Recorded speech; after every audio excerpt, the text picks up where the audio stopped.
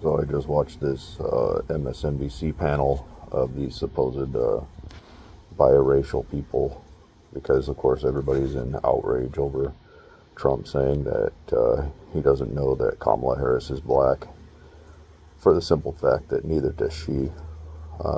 Just like Barack Obama put through the falsehood, and of course the dipshit, brainwashed anti-American left, ate it up. I'm the first black president, blah, blah, blah. Why is it in 8 years' time that he was president, you never once, not one fucking time, did you hear about how he's half white? Not once. He's just black, period. Because he's playing up racial politics, racial identity for his benefit and ultimately the detriment of the country. He was the worst case of affirmative action and the biggest racist piece of shit that the American society has ever seen. It started with Trayvon Martin shooting. Just a neighborhood watch guy that saw somebody suspicious in his neighborhood not because he was black, but because there had been a rash of break-ins in his neighborhood, and he saw somebody that he had never seen before at an odd time of the day, walking in a place where most people don't just stroll around. And so he reported it. And what did NBC News do?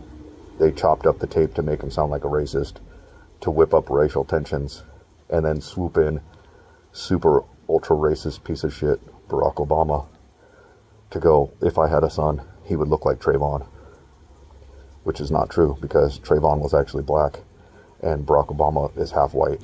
So there's your identity politics and whipping up racial tensions to divide America. How many times did Barack Obama stand in front of the camera and talk about the number of white unarmed people that were shot by minority cops? Not once. Not one fucking time.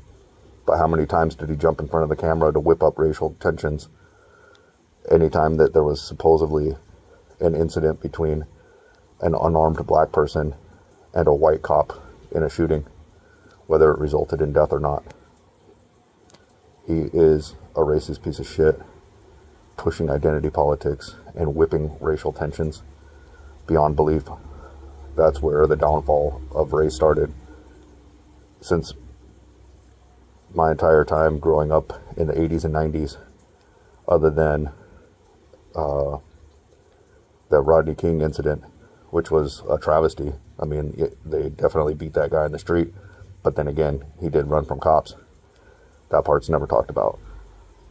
I never had any racial issues, never heard any issues about race in America until Barack Obama came to office, and he single-handedly took race relations back to as bad as they were in the 1960s.